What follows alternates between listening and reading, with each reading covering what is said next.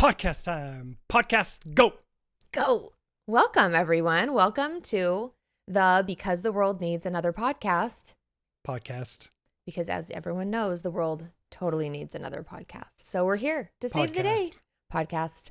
Okay, really quickly, the title of today's episode is Facing Anxiety, 5 Phrases That Actually Work. And we are so... What does that even mean? What? I can't wait to tell everyone what it means. I'm so excited. But first, friendly reminder that you can listen to twice as much in half the time by hitting that little 2 times, 1.5x. You know, you can speed it up. Some of these will get pretty long. I did have a friend say you were really fast, even 1.5. So... Who are they? I will find them. Yeah. I will find you. Our son does not go very fast. He can't speed it up very fast. No, but There's I talk really fast. 1.25. 1.25 for me, but he has the pause. He has the power of the pause, and he talks a little more slowly. So when I'm talking 1.5 to 2. 2, when she's talking 0.75. It's true. Dang it. I try so hard. I'm built this way. All right. So this podcast is brought to you by becausetheworldneeds.com. Head on over there to check out our community, which happens to include a totally free membership option. Amazing. Yes. Where you can enjoy our 7-day gratitude meditation series, as well as get access to our free adrenal support protocols.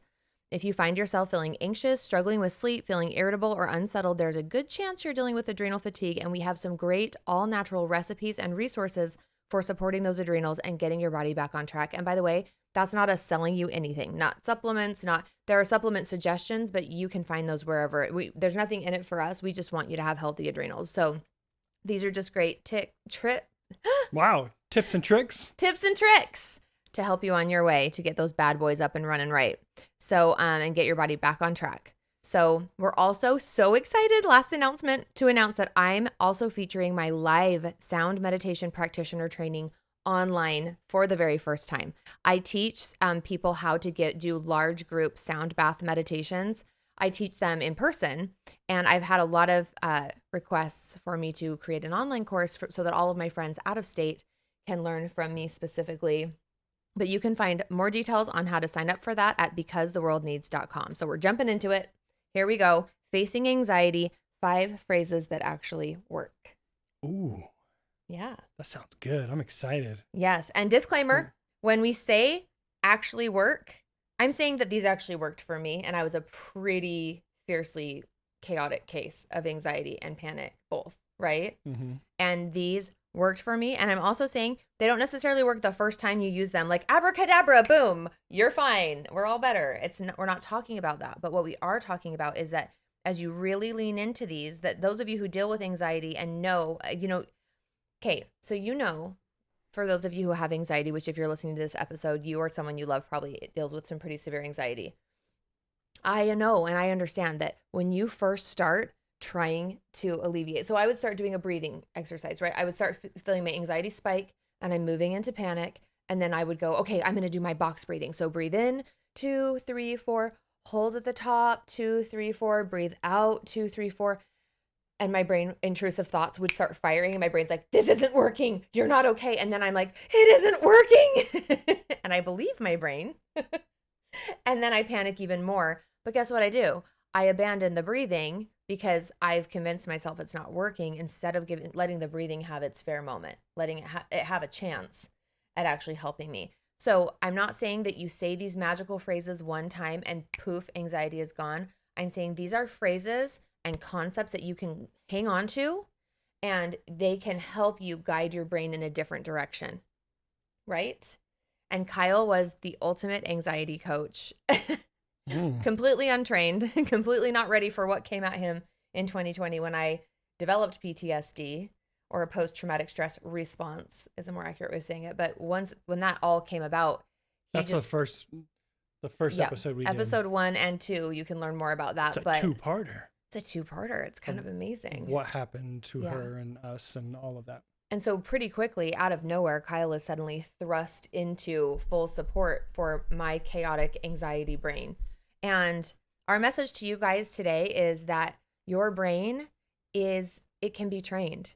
It's plastic. It's neuroplastic. It can move. We can delete what we don't want. We can upload what we do. And these phrases gave me a powerful foothold to then start making progress in the right direction. right? So the first one, also, this is not a replacement for medical advice, and you may need to go to your family doctor, urgent care, or the emergency room to have them confirm that you are, in fact, not dying, so that then you can apply these knowing that you've done your due diligence. A lot of anxiety symptoms feel like a heart attack, feel like our airway is closing. I had a lot of intrusive thoughts that I was having a stroke, any sharp pain to my head or dull pain, or even I had a lot of vertigo, especially when I was coming down off of certain medications.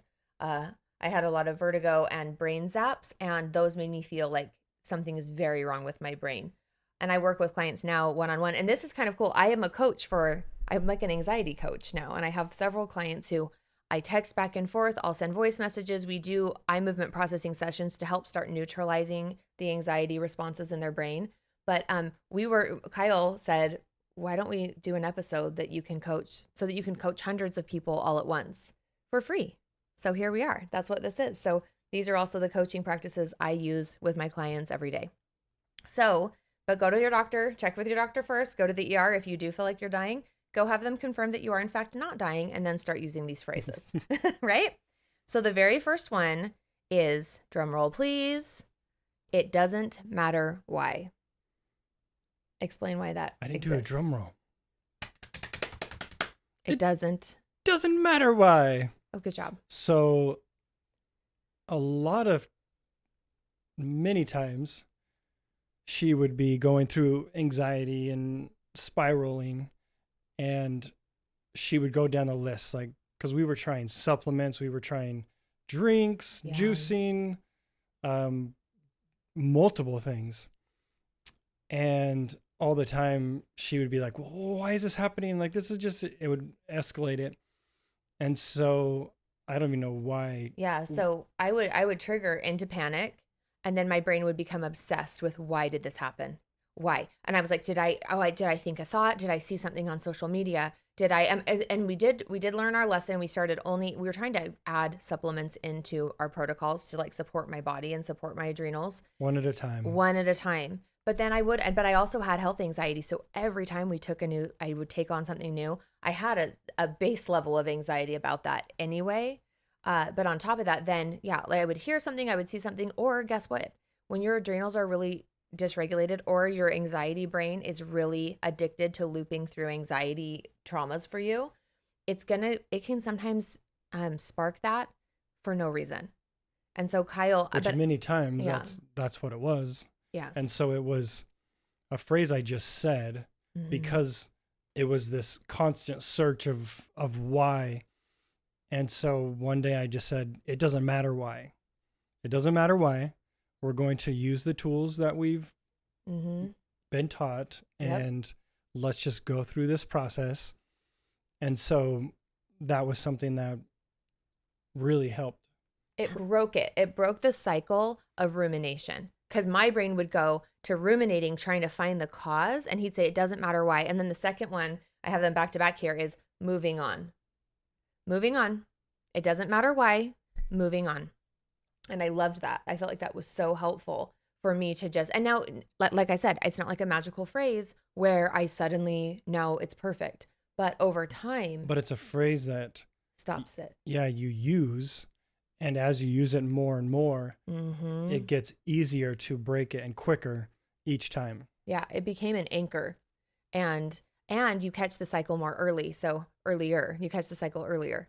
And that was really helpful. So for example, I'd start to feel panic emotions, but once I was a little more practiced in this, I would feel a little panicked, and then I would go, oh, it doesn't matter why. I would catch myself thinking, trying to problem solve, and then I'd go, oh, it doesn't matter why. And that would help me. And then moving on, and that would help me stop the cycle. And I started doing it more easily and effortlessly as I practiced it, but it was practiced. There were times when I would totally go down a rumination path too. And I'd have to, when I'm finally anxious enough that I'm bringing something to him and saying, okay, I don't feel good, this is really hard, or then he would have the opportunities to say to me, so, oh, it doesn't matter why. So share this with partners, share this with friends and family, those that are there for you when you're going through panic or anxiety, is for them to be able to say these phrases to you, because sometimes your brain forgets it because you're in that loop of trying to figure out what happened. And you can't You guys, this is the biggest thing. I say this to clients all the time. You can't believe everything you think. Your brain is actually a fallible thinking machine. It's not perfect. But what's crazy is because our brain is directly linked to our whole operating system, we take what our brain says at face value. But I love in the book Untethered Soul, that's a gem, you guys. Read The Untethered Soul. But he talks about, Michael A. Singer is the author, and he talks about the roommate inside your head. And he basically describes this concept that, let's say your girlfriend or boyfriend, your significant other, suddenly they were supposed to come over and then they don't. And then you call or text and they don't answer. And he writes it out differently, but this is the example I use a lot. So you don't hear from them and they don't show up.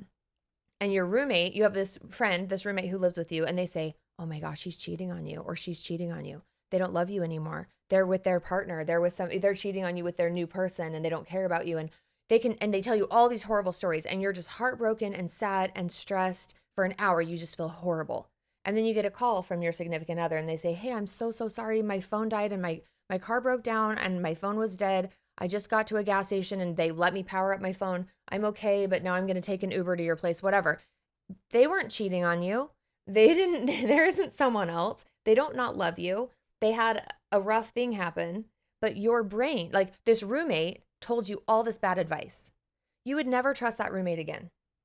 And he likens that unto our brain, where he says, but you believe your brain. Your brain will tell you this whole story about how they don't love you or they're mad at you. And then you reach out to the person, they're not mad at you. Nothing has gone wrong. But your brain told you this whole scary story, but we turn around and believe it again and again. So one of the biggest things I teach my clients is don't trust everything you think. Thoughts can be erroneous. Thoughts can be completely inaccurate. And it's our job to question those thoughts and put them to the test. So I thought that was really amazing, but it really helps to just startle it and go, it doesn't matter why this is happening. So the first one is it doesn't matter why. And the second one, moving on.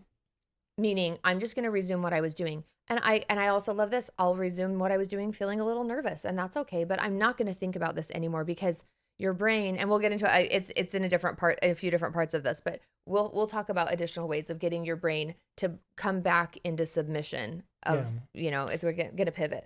But yeah, letting it stop you too is, I think, a lot of times it's the fight, flight, or freeze. And, I can't. I had this feeling when I went to the grocery store, or I did these things, and so I can't do that anymore, and I can't do this, and it's just your world gets smaller and smaller.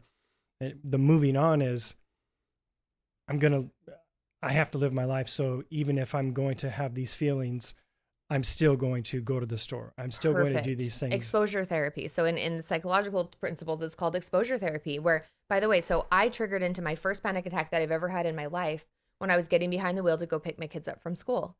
And because I triggered into panic as I started driving, my brain equated driving with panic. So I stopped driving, and we didn't know any better. We just thought, well, we can't keep triggering panic attacks. So can't keep panicking trigger attacks.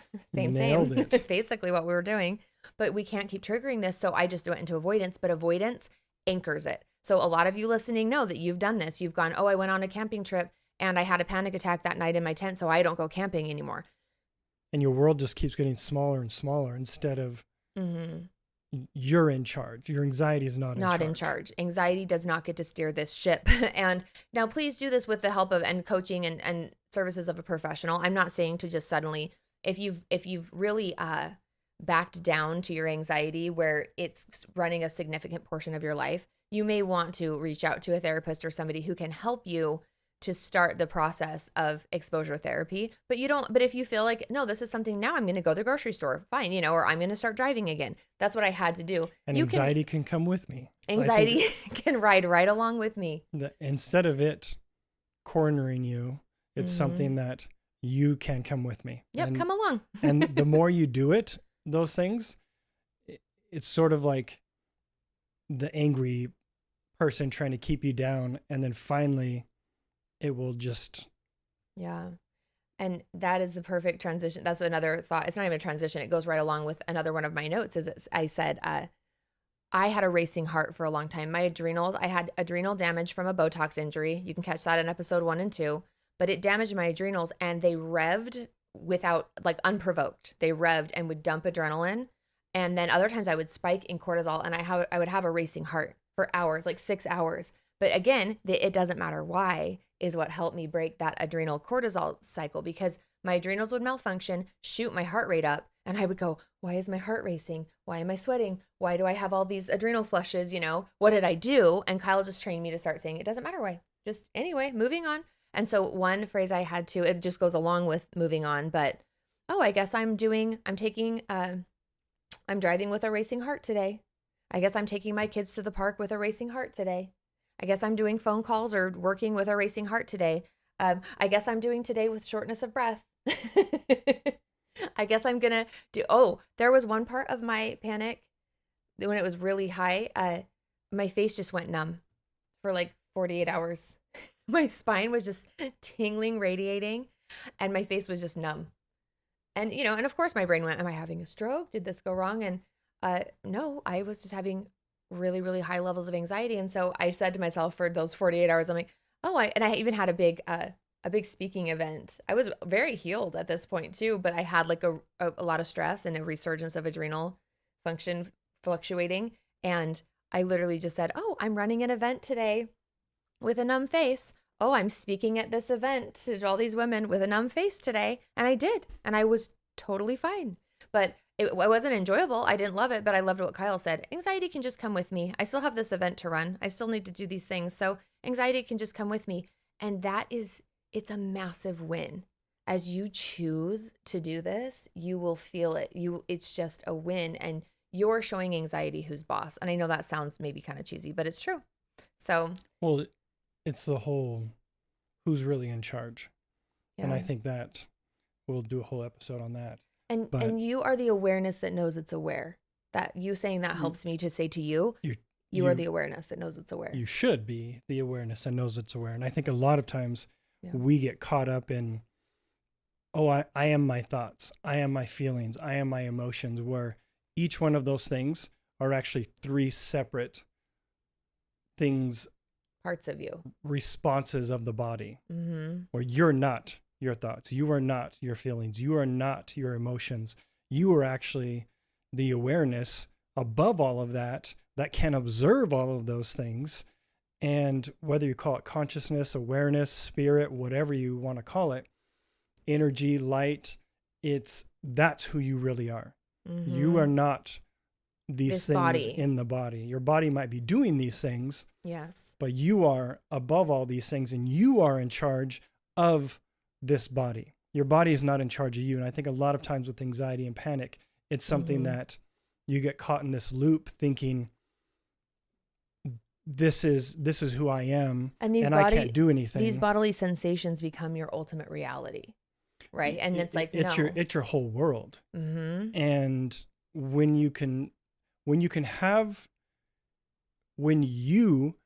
the consciousness, the awareness, can have the idea to bring into your body to say, no more, it doesn't matter why, moving on, we are going to do these things today. And then you become in charge. It empowers you to be able to be in charge of your body. And that's perfect too. That leads us into this one too, which is, did we already do 3? No, I was gonna say this one because you just perfectly set it up. Oh, okay. We have 5, but like I have them in different orders. But one of my favorite is, and this is because like you said that you can say to your body, no, we're not doing this, right?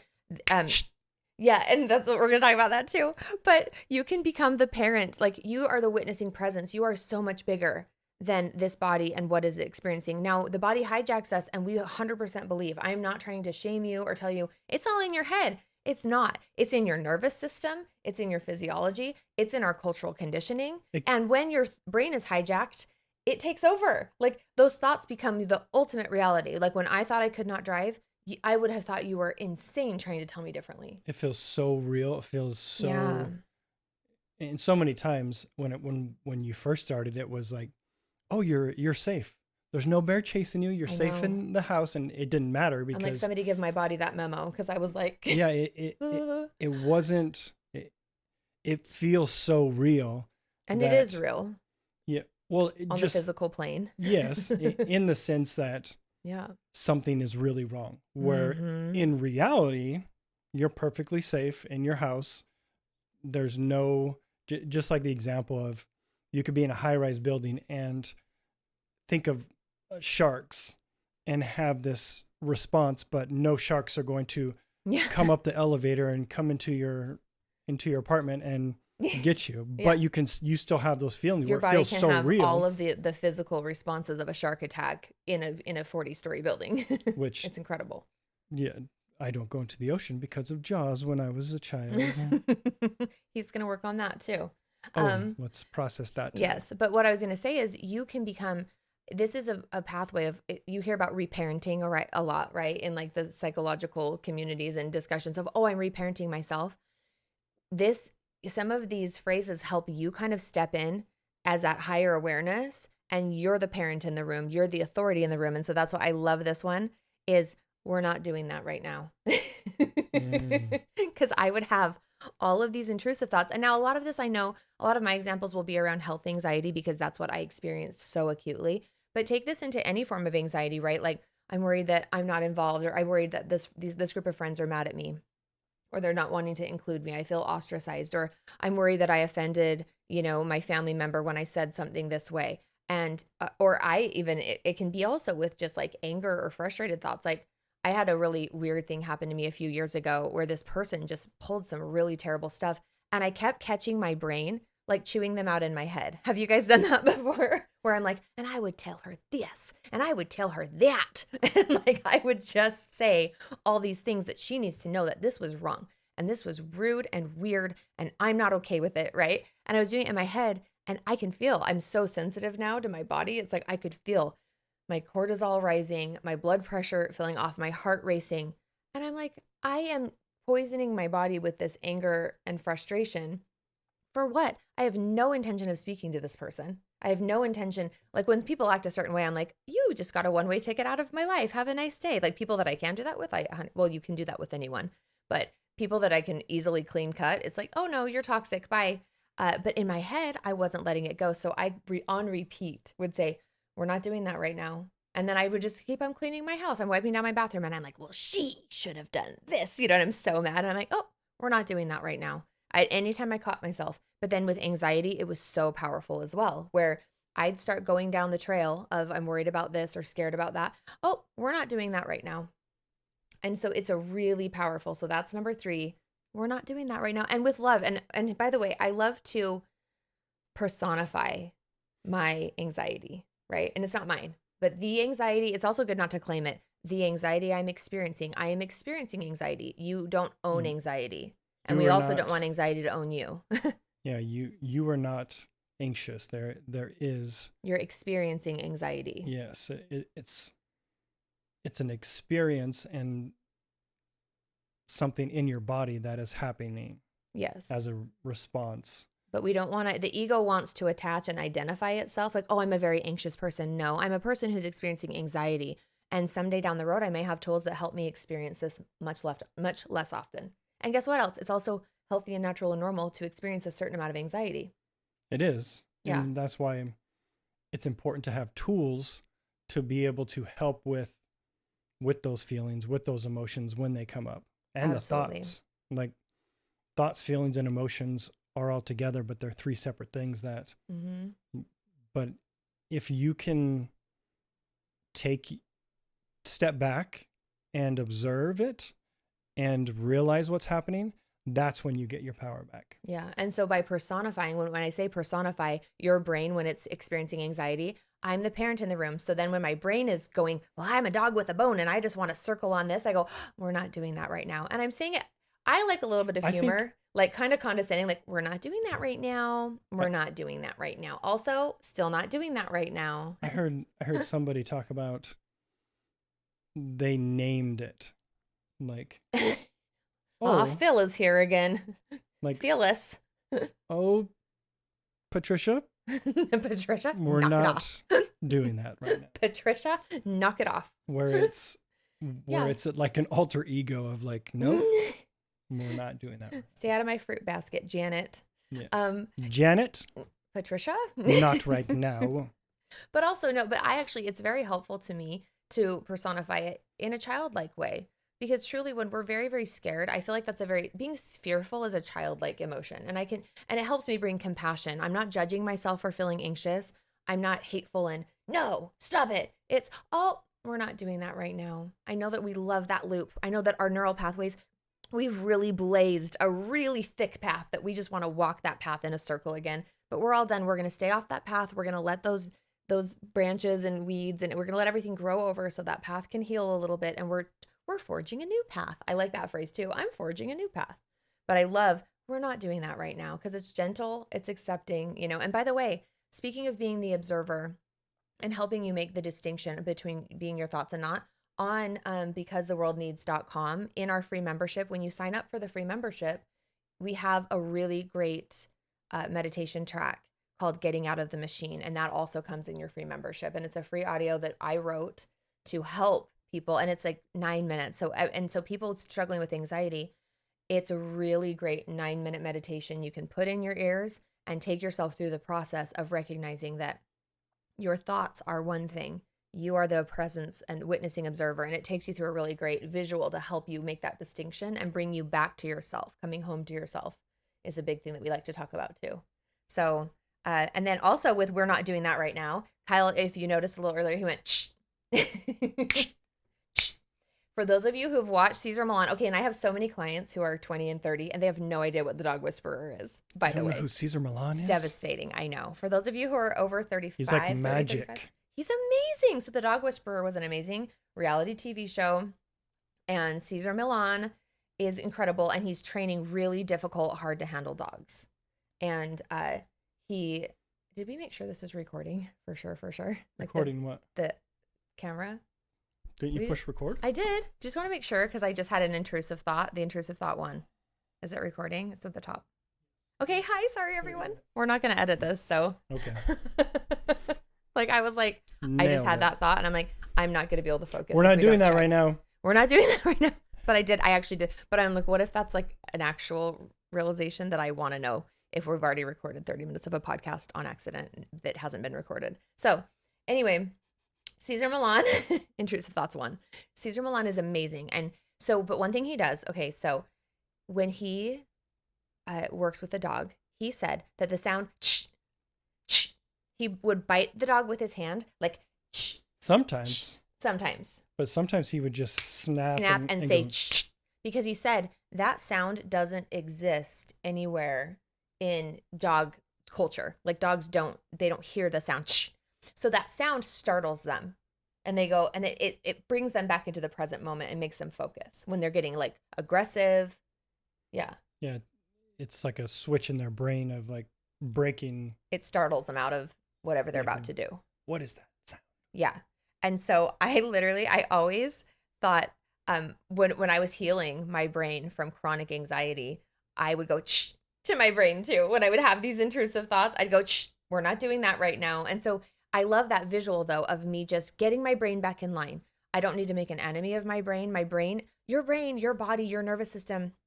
We can work collaboratively with these mechanisms to have the most beautiful life. You need your body to get you around and to do the things you want to accomplish in this life. So we need to work with them in a loving and caring way and accept them and work with what we've got. But knowing that your brain is a thinking machine and it actually just gets caught in thinking loops and in patterns that don't necessarily serve you, knowing that you can disrupt those patterns, it changes the whole game. So remember, we're not doing that right now. Yeah, I'm in charge. Yep. No. Yep. I'm the awareness that knows it's aware. And I'm actually going to choose to get still for a moment and just observe all the chatter. And journaling is really powerful too, right? For that, because it's putting these fears and thoughts and terrors on paper so that then you can examine that and decide for yourself what you do or don't want to, let dictate your life. So I loved that. And the next one is, this is none of my business. This is number 4. Is that good? This is none of my business. And this is a really great one for general anxiety as well. But anxiety, one trick I tell my clients is, anxiety comes up with a couple of things. One, you're not feeling something that you need to feel. There are big emotions and you're stuffing them. And they're big enough that they're causing a disruption in your system trying to come out. And one story that I love to tell people is my grandma had dementia for really severely for probably 10 years. My grandpa passed away 19 years before she did. And then the last 10 years of her life was really hard. And I loved her so much. We lived at her house when we were renovating our camper. I just got so close to her in those times when we would end up like high centered at her house. Like, we just need a place to crash, Grandma, while we renovate this camper, or while my back is messed up, or, so she was the best. And her health finally declined and got to the point where I was on a family vacation and we got a text. My dad received a text saying, "Oh, Grandma looks like she's declining pretty quickly and she's not probably going to make it. Like, she'll probably slip away in the next 48 hours." And so my dad told all of us, and I was just headed out the door to run some errands just to get groceries and stuff for our weekend together. And I thought to myself, good for Grandma. Like, she's been suffering for 10 years. Good for her. And I just said, she's going to graduate. She gets to get out of her body. She gets to be with her sweetheart again, whatever. And I just book it out the house to head to the grocery store. And as I'm driving, I hadn't had a panic attack forever. And all of a sudden, all the panic emotions start coming up. My face goes numb. My heart starts racing and I start getting scared, right? Like, again, why is this happening? What's happening? But I knew better at that point. I had tools. So I pulled over to the side of the road and put the car in park. And I just said, what's going on? Like, what am I feeling right now? Just tuned in. And my body was like, you're sad. You're sad. And I wasn't willing. And it was like, it doesn't matter that she has been separated from her husband for 20 years, and living on her own. And it doesn't matter that her dementia was horrible and she was confused, and that in a lot of ways, this is a good thing. And all of us we go the way of all the earth at some point, but it doesn't matter because she was your grandma and you loved her and you're still sad. Like, it's normal to feel sad that she's going to be gone from this earth. And I just had a big cry in the car and I felt such release and relief. And all of the panic symptoms were completely gone. Like, they just melted away. And that was such a cool thing to realize, that my body is kind of done. And I feel like it happens a lot in our 30s and 40s, at least as women. But I get so many clients who it's like, our bodies are done letting us stuff.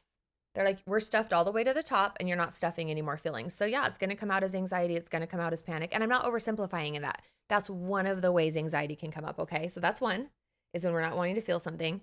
The second thing is when we're believing a lie or thinking a lie. And that lie can even be something as simple as, I am not strong enough to deal with this, or I'm weak and I'm broken. The lie, so many people, anxiety, it's something's wrong with me. Something's wrong with my body. Something's wrong with me, right? I'm not good enough. And all of those things are a lie.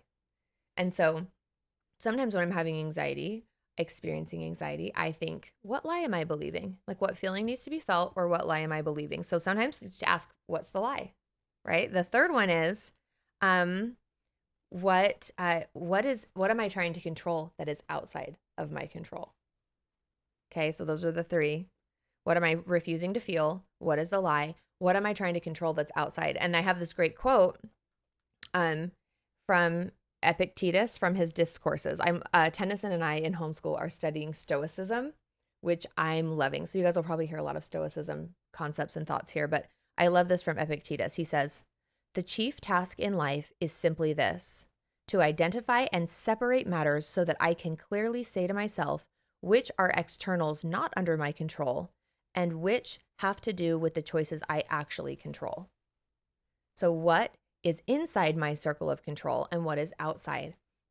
And all the time, and this helped me so much with health anxiety. So for example, I would come to Kyle and I'd be like, oh my gosh, babe, I think I might be having a stroke. What if I have a brain aneurysm? Or what if I can't control that. I have no control over whether or not I go into cardiac arrest. I don't have control over if I have a brain aneurysm cooking back there somewhere that I have no control. I don't have control over what other people are saying about me.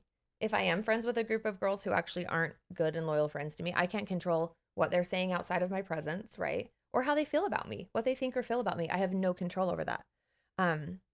And so I had to start really, living from a place of what's inside my circle of control and what's out. And I wrote a few things. Here are some things that are inside my circle of control. What I eat, supplements I take, getting enough sleep, not participating in risky behaviors, wearing my seatbelt, my thoughts. And I wrote sometimes, haha, not always perfectly, Your conscious thoughts. My conscious thoughts are in my control. My unconscious or intrusive thoughts, not in my control, but it's up to my conscious mind to then observe and go, oh, that was an intrusive thought. That's not mine. Delete, moving on. Whether I exercise, whether or not I reach out to someone for help or support, whether I meditate or practice breath work. And that's just a tiny smattering. But what I had to realize, and this came from, and this is none of my business is what we're working on, right? It's none of my business what other people think of me. You know what's really funny? I didn't even tell you this. Our podcast,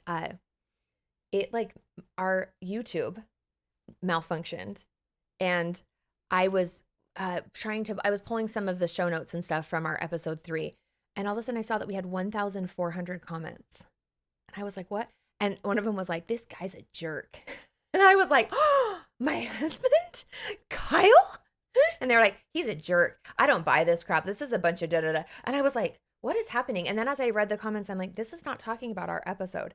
And it was just this fluke where all of these comments, it matched us up with the wrong video. And I refreshed the page and it had 2 comments because, I don't know if you guys know this, we have 22 subscribers. So feel free to smash that like and subscribe button if you want to subscribe. We would love for you to be our 23rd subscriber. But it was funny how that shocked me. And then my protective mode for my hubby, I was like, oh, and then I laughed because it's like, so what if some random angry person in Duluth, Iowa, is it Duluth? Des Moines, Iowa, and Duluth, Minnesota. The funny thing is, who cares? It's going to happen. 100%. And it's not in our control. And I don't usually, but it caught me off guard. And then I went, oh, okay, that's weird. And then I realized not talking about either of us. And then I laughed because it doesn't matter. Even if they were all about what a jerk Kyle is. It's okay. It really just shows they're hurting. When things like that happen. Absolutely. What's the hurt people? Is that yeah. Anyway. And people will see whatever they want to see. It's all projection. We're going to definitely do an episode about projection. That's a good one. But yeah, so this is none of my business. And where this comes from is Byron Katie, Loving What Is. That's the greatest book, the audiobook. But she says there are 3 kinds of business in this world. There's your business, my business, and God's business. And if you stay only in your business, you can have peace. If my child, has a brain aneurysm and passes away from this earth in 1 hour from now, literally none of my business. My business as his mom, what I do to mourn him, to grieve the loss, to these other things, my business.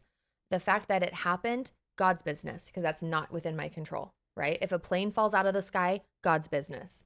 If, a car accident, any of the if a huge natural disaster happens, God's business, not my business. But like what Kyle does, his business. So we do a lot of this. We do so many couples lessons and things that we're excited to share too. We won't go deep into that right now, but getting out of your spouse's business so that you can actually love each other and come from a happy, loving, connected place because you're not telling yourself all these stories or trying to control who they are as a person, which we want to do sometimes. It happens. So, but what I mean about this is none of my business as far as health anxiety or even just general anxiety. I'm going to tell a little story. So 2021. So yeah, November of 2021. So COVID happened, right? Spring of 2020. We stayed healthy. We locked down really majorly. I already had agoraphobia, so we weren't going anywhere anyway, but we locked down. We stayed totally healthy until November of 2021. And our son, Cortland, it was so crazy. He was a junior in high school and it was so sad. He got a singing role as Gaston in their choir performance, show choir. They were doing a funny Gaston edit. I don't know what the word is. Just a number, just one musical number. It was like Heroes of Disney Magic or Broadway or something. So they had a Gaston number and they had 3 guys being Gaston, each singing different parts. And he had his own singing part and we were so excited for him. And then 3 days before the choir, he is not feeling good. And so then 2 days before the choir, spiked fever, totally lethargic. And he is the healthiest kid. He never has problems. And so we were like, something's wrong. Oh no. And then my adrenals start spiking and I start having panic attacks, which they were super under control by then. I'd been doing eye movement processing. I was very healed. But then all of a sudden I'm having these rolling panic attacks again out of nowhere. It felt like out of nowhere.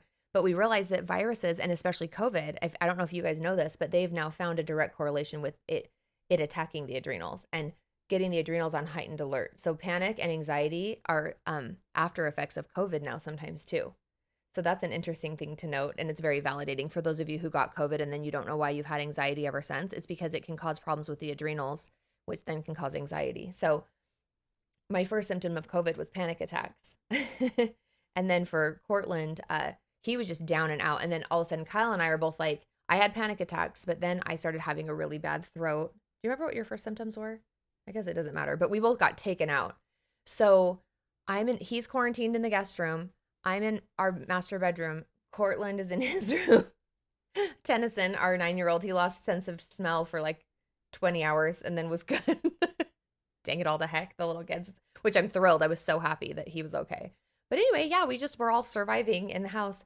But for me, and I did get really, really sick. I did get I got a lung infection. I had to get put on antibiotics to try to treat the pneumonia. And I remember like my skin hurt. I was feverish. I couldn't sleep. I'm just shaking. I can hardly keep anything down. I mean, it was just horrible. And I remember laying in bed and it was in the middle of the night and my panic had just spiked back up to this fever pitch level. And I just thought, I'm going to die. I'm going to die. Oh my gosh, I'm going to die. And I just kept like the phrase in my head too, which now knowing how powerful our thoughts are, it's like such a toxic phrase to be circling, right? But I was like, I'm going to die. I'm going to die. I'm not okay. This is an emergency. Do I need to go to the hospital? Do I need to wake Kyle up, my totally sick husband, have him drive me to the hospital? And I'm like, I'm not going to the hospital. That sounds horrible. But I just was worried. And then I realized, kid you not, like 3 a.m, this is none of my business. This is none of my business. Like whether I live or die, God's business. Not my business. I'm doing everything I can and I'm on an antibiotic to treat the pneumonia and I'm drinking fluids and I'm doing everything I can to keep myself alive and all the all the vitamins and all the broths and I'm doing my best. But it's like, if I die, I die. I'm done. I'm done living like this. And this is the point that a lot of my anxiety clients get to is your quality of life is actually garbage, but you're trying to control something that you have no control over. And then it's funny because you have these intrusive thoughts like, what if I die? What if I die? And what I love is I just entered this space of radical acceptance at that moment. I was like, good, cool. Then I'm done suffering in this body that can't hack it. Like whatever, I'm done. And I felt so much peace just staring that right in the face, like fine. And then that's where it takes me to my other favorite that goes with this is none of my business. This is a comical, but cool story, bro. And I feel like that's what I did in the middle of the night. I had Gilmore's running in the background on Netflix, like on repeat, trying to do my comfort listen and like hot honey water. And I'm just trying to hold it together. But I'm literally like, don't panic, shaking. Don't panic, Laura. Don't panic. Don't be afraid. Don't be scared. Is that the fifth one? Yeah. And so, but yeah, I was like, and we can tap on all, like, we need to drive them all home. But like the cool story, bro, was like, this is none of my business. And I have a client who is so cute. And she was like, I'm going camping for the first time this weekend, but I'm so scared. I said, just tell your brain, cool story, bro. Because my brain's like, you're going to panic the whole time. Cool story, bro. And it's like what we said before. These build on each other, right? Cool story, bro. Then I guess I'm camping anxious. I guess I'll just be panicked the whole time. And same thing happened for me. I had an opportunity to go and help take care of a family member who was having a heart procedure. And I was like, what if I panic on the airplane? Cool story, bro. Then I'm going to go take care of this loved one having a panic attack on the airplane. I can fly with a panic attack. I can fly with no panic attack. I'm done letting this panic attack run my life, or the fear of it happening run my life. And guess what? I was super nervous. I wouldn't even say anxious, but I felt a lot of nervousness getting on that flight. I did not have a panic attack on the flight because I was already facing it down and going, bring it on, fine. And when we turn and we face anxiety, it allows us, to take our power back, So I loved cool story, bro. But that was the last panic attack I had with the whole COVID thing because it took it away. It was like, it is God's business, the universe's business, like all of the things outside of my control. That's business if I make it or not me. I can only do my part and I'm doing my part. So once you've done everything you can, you let it go. Same thing if you have anxiety with people. Oh, I don't think they like me very much and they're not, they're leaving me out. Cool story, bro. I don't need friends like that. And also your brain might be telling you a total story. So make sure that you're questioning that, because there's a really good chance that your brain is just actually being a jerk to you and you don't need to let it run your life. I think one of the biggest things is the title of this episode, Facing Anxiety, is a lot of times with things in your life, like with anxiety, with fear, with panic, like you want to turn and run. You have the flee, right? So it's sort of like the story, if you've heard the buffalo and cow story, where when a storm's coming in, buffaloes run into the storm and cows run away from the storm. And why buffaloes run into the storm is they learned as they run into the storm that they get through it faster. So they face it and just accept it, and not only accept it and stand there and face the storm, they actually run into it so they can get through the storm, where cows turn and run and the storm just follows them and follows them and follows them and it just keeps on going. That's a lot of times with anxiety is you want to run from it. You want to have all these thoughts of why it's happening and what did I take? What did I do? And so all of these things are to help you turn and face it and move into it. And as you do that, it's something that, as you use these tools and phrases, it's something that helps you move past it. And I'm in charge. I'm actually walking into it like, and it helps you see the truth. The other favorite thing I love, there's a, on Instagram, like on an Instagram reel, it's a lion chasing like a water buffalo or a gazelle, whatever, but it's like a bigger, I think it's some sort of a water buffalo, but it's this water buffalo running from a lion. And all of a sudden it gets up on this road and then it turns and just horns right to the lion. And the lion suddenly cowers and is so confused by it. And I was like, and it literally said this shows, like fear, like faith over fear. This is like an actual visual object lesson. And then it was funny. Someone commented in the thing, like, doesn't show that, that a pack of like the female lions still took it down and killed it. But I'm like, but look at how it responded when it turned and when its horns to the fear. Yeah, you don't know that. It's also like when dogs or something, they say never run from dogs because it's the fear of the dog will just keep on attacking. But if you turn and face the dog and get loud with it or animals, whatever it is, that's when because you're in power, they're not in power anymore. When you turn and run from something, they're in charge. Yes. And that's what anxiety, that is the ultimate. It's like you have to turn and look at it.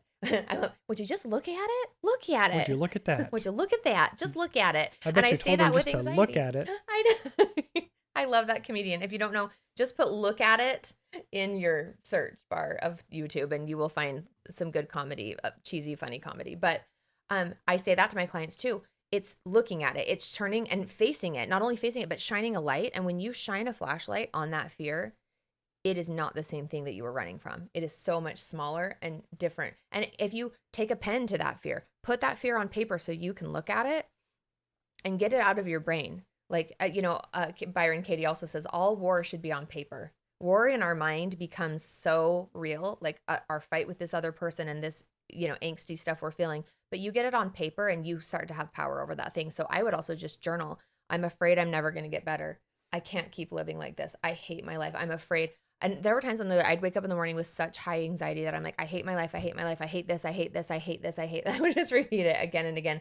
And then slowly, like after 2 pages of like self-loathing and pity, it would shift and be like, but I'm going to fight.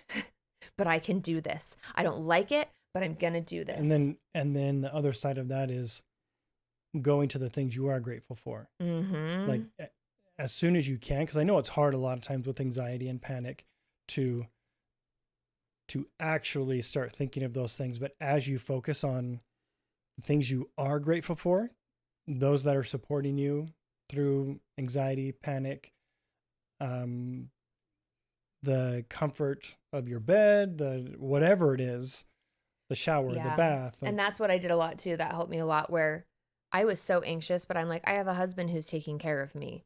I can't drive, but I have neighbors and friends and a husband who are taking my kids where they need to go. I can't imagine going through this panic and anxiety, living in a hut, and having a dirt floor and not having like my basic needs being able to be met. And in another way too, I think it's interesting because I think that it's really powerful for people when people I think that my suffering was probably extended a little bit because I had the luxury of not having to figure it out. I had a husband who could take care of me. I had a community of women who circled around me and helped with my kids. But sometimes I feel like some of the toughest people, they're tough because they have to be. And I know women who, I knew, like I said, a single mom who went through this same thing, and she came through it a lot faster than I did because guess what? Someone had to get up and take care of those kids. Someone had to, but being grateful for the fact that we have the gifts and the blessings that we have in this day and age, that's a huge shift for me. Like I was like, well, I'm grateful I get to feel anxious in this bed. Yeah, the sooner you can get to gratitude, gratitude is the source of a lot of happiness and peace. And it sends signals of safety to the brain. Yeah. I know it sounds trite. Like we're like, oh, don't be depressed. Just think what you're grateful for. We're not saying that. I know firsthand that true depression, it is a black hole and you can't get to gratitude. We're not saying that at all. But what we're saying is once you're in a space where you can focus on some of the things you're grateful for, it actually has the power to catalyze that progress forward. It can really move the needle, and it truly sends signals of safety to your brain. It's actually what it does. So being grateful, even, and the same thing, like I had a phobia of driving for a while, but I would think, how grateful am I that I have the option to drive or not drive? Or how crazy that I live in a world where I can get in a car and start an engine and travel 15 miles in 20 minutes. It's incredible. And so just, the gratitude factor was really big. So, well, let's go over them really fast. And any other thoughts you have, we'll just recap really fast. Okay. So the first one is, it doesn't matter why.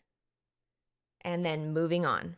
Okay. Moving on is a really great anchor. Are those together or are those separate? No, they're separate. Okay. So one is, it doesn't matter why. Number 2 is, moving on. Number 3 is, this is none of my business. Okay. So that, like, emphasizing that is what is inside the circle of my control and outside. And if you just ask yourself that question, when you say this is none of my business, that's also where you can do the 3 lies. Am I believing a lie about myself? Like I'm too weak to handle this, or something's wrong with me. Am I stuffing an emotion that needs to come up and out? And can I let that emotion have its say and have its day so it can go away? And third, what was the third one with that? It's not in my notes because I just said those, because the third one is, that one. What is inside the circle of my control and what is outside? Am I focusing on something that's outside of that circle? Because that will give you anxiety every time. If you're outside the circle of your control, it will give you anxiety all the time, every time. Cool story, bro. Number 4. Cool story, bro. And I love that, to just get playful when those intrusive thoughts come. Cool story, bro. I'm still going to go camping. Cool story, bro. I guess I'm going to lay in my bed and die. Cool. Like whatever. And it just helps me bring some flippant, sassy nature to it. And then the parenting. Number 5. We're not doing that right now. We're not doing that right now. And that's the Cesar Millan. Just retrain the brain. We're not doing that. And redirect. And redirect on repeat. And you guys, I did that. I know that I 100% probably looked wildly out of control when I was going through this, because it was like an all day on repeat. I'm chopping up, and I was also very sheltered. Like I was home, I was cooking for my family, I was tending a garden. But every time the anxiety thoughts came, it was, we're not doing that right now. Also, redirect. In the middle of the night too, I think. Yes. Yeah.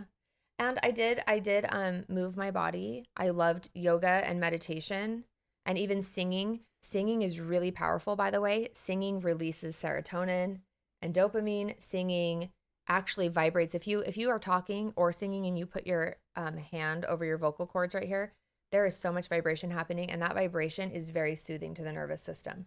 So singing or chanting or even talking, that's why it even helps us feel better to talk to someone too, because we feel seen and heard and supported. But actually just the act of vocalizing what you're fearful of or dealing with, it releases that.